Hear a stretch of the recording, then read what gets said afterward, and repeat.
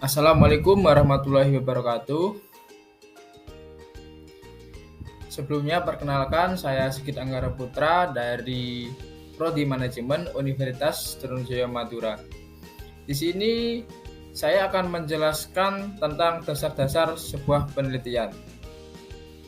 Ya, baik yang pertama yaitu pada pertemuan kali ini kita akan membahas sebuah pengertian penelitian, tujuan penelitian, manfaat penelitian, jenis-jenis penelitian, ciri khas penelitian, dan proses penelitian. Selanjutnya itu perbedaan penelitian. Selanjutnya ada jenis metode teknik analisis data kuantitatif. Dan yang terakhir yaitu jenis metode teknik analisa data kualitatif. Nah, jadi pada pertemuan kali ini kita akan membahas materi-materi tersebut. Nah, baik yang pertama yaitu ada pengertian penelitian.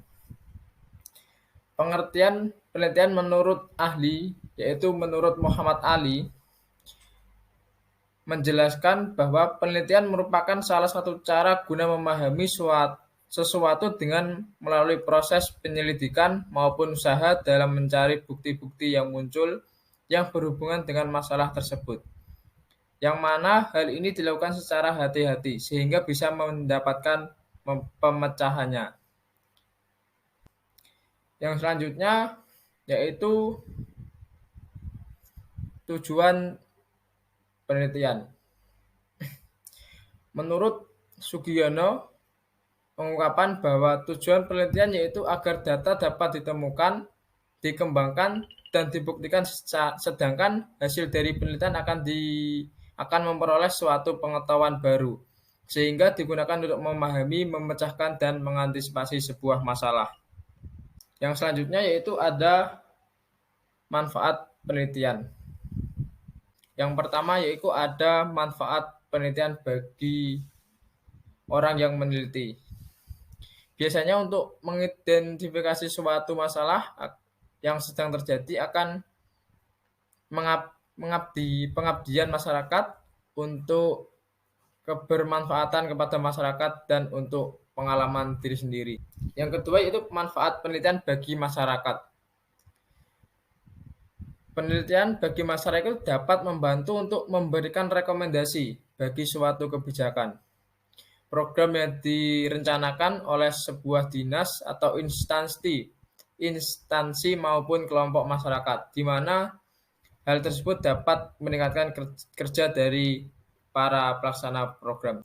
Yang selanjutnya yaitu ada jenis-jenis penelitian. Nah, yang pertama itu kita akan membahas tentang penelitian kualitatif. Penelitian kualitatif adalah penelitian yang mempunyai sifat deskriptif. Penelitian ini lebih cenderung menggunakan analisis. Dalam penelitian ini, proses dan makna lebih banyak ditonjolkan dengan menggunakan landasan teori sebagai panduan untuk fokus pada penelitian berdasarkan fakta yang ada di lapangan. Ya, yang selanjutnya yaitu ada penelitian kuantitatif. Apa sih itu penelitian kuantitatif? Nah, penelitian kuantitatif yaitu penelitian yang dilakukan investigasi secara sistematif untuk meneliti sebuah fenomena dengan cara mengumpulkan data-data yang bisa diukur menggunakan ilmu statistik dan komputasi.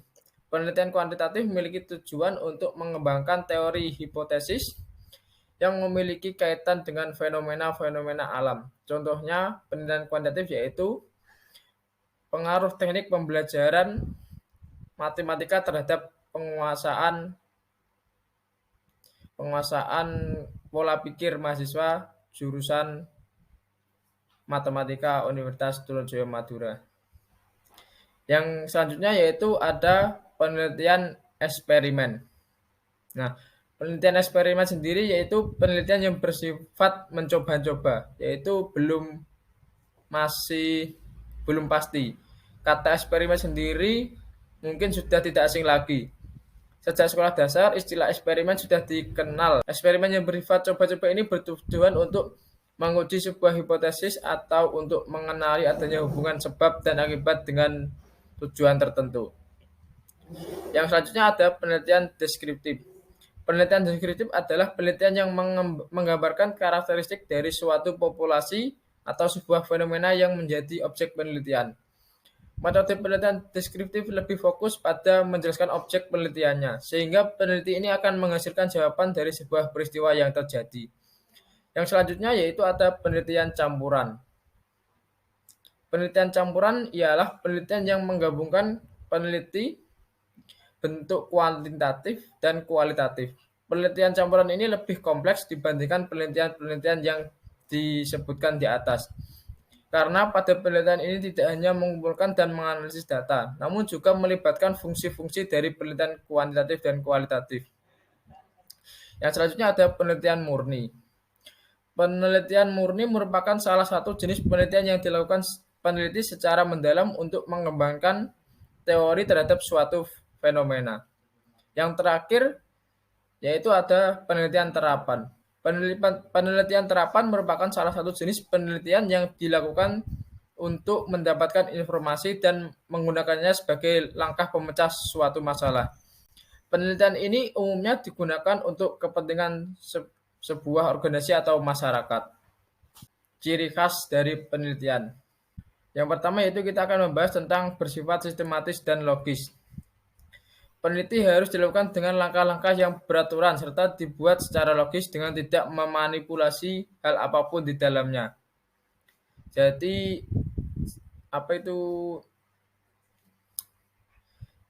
data-data yang dimasukkan itu harus sesuai, tidak dimanipulasi. Selanjutnya yaitu ada ciri khas yang selanjutnya yaitu bersifat ilmiah. Peneliti harus menyajikan berbagai data atau temuan fakta agar bisa dipertanggungjawabkan dan dibuktikan kebenarannya. Yang selanjutnya yaitu efisien dan bermanfaat. Sebuah penelitian harus dibuat seefisien mungkin agar mudah dipahami, banyak halangan serta dimiliki kontribusi bagi pengembangan ilmu pengetahuan. Yang selanjutnya yaitu analitis. Peneliti harus dilakukan, dibuktikan, serta dijelaskan melalui proses metode ilmiah. Tidak hanya itu, hubungan sebab akibat antara variabel juga harus diuraikan dengan jelas dan dalam penelitian.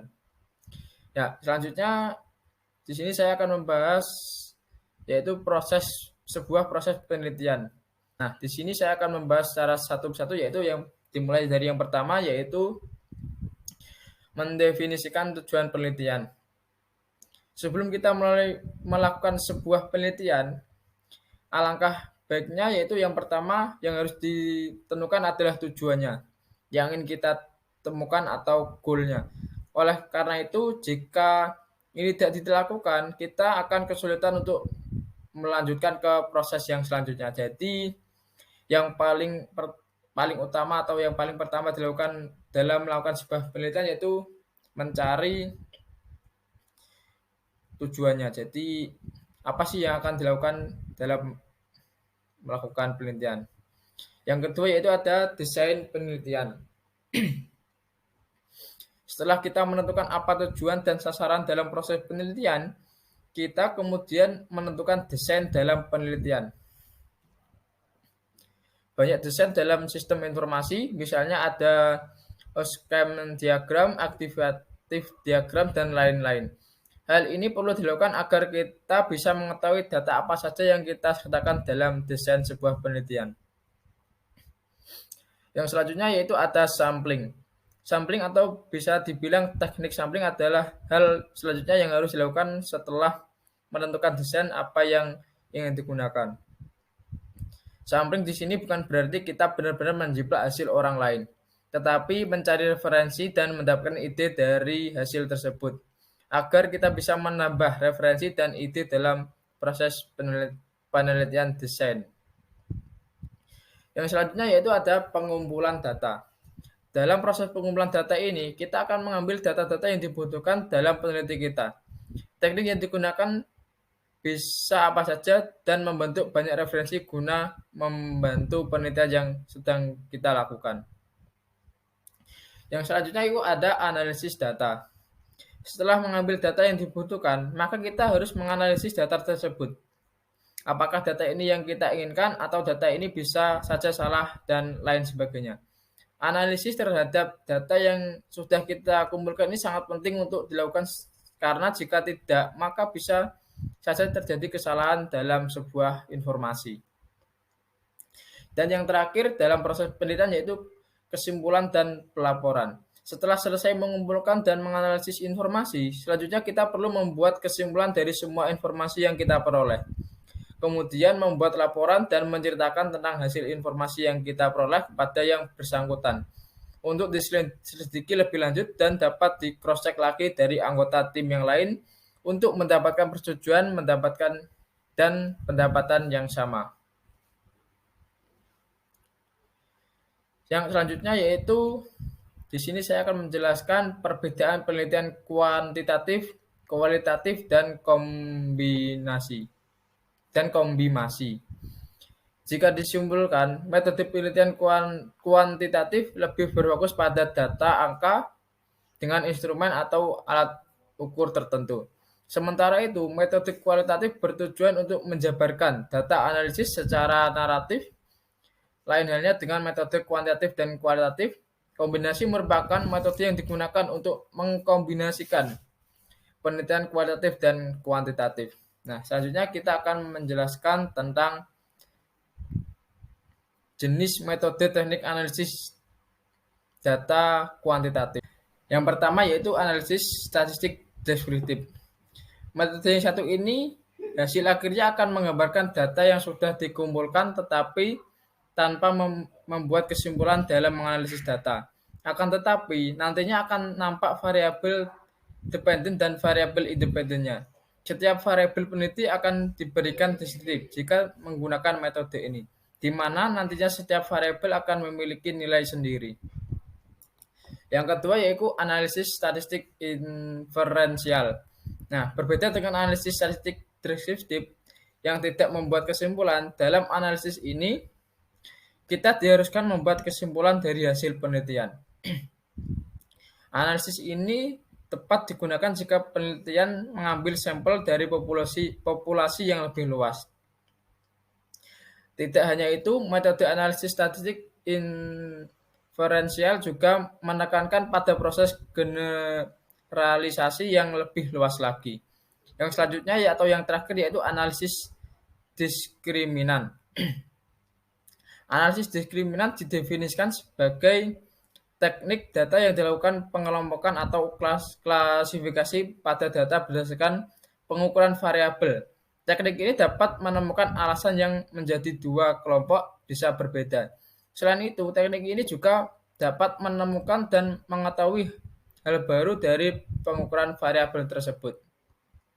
Nah, yang terakhir di sini saya akan menjelaskan tentang jenis metode teknik analisis data kualitatif. Nah, yang pertama saya akan menjelaskan tentang analisis konten. Analisis konten digunakan ketika kita harus memiliki pemahaman secara utuh atas data penelitian yang dimiliki. Pada penelitian yang mewajibkan kami memahami keseluruhan data atau penelitian itu sendiri, maka perlu menggunakan teknik ini. Metode ini akan sangat membantu dalam metode analisis ini. Kita bisa menggunakan metode atau kode warna pada tema tertentu. Yang kedua yaitu ada analisis naratif. Metode ini berusaha untuk menyampaikan data dengan narasi atau cerita. Tentunya membuat seluruh bagian peneliti terutama data yang terkait. Metode ini banyak digunakan dalam penelitian tentang penelitian emosi dan banyak lainnya. Dan yang ketiga yaitu ada analisis wacana. Metode yang satu ini terbilang mirip dengan metode analisis naratif.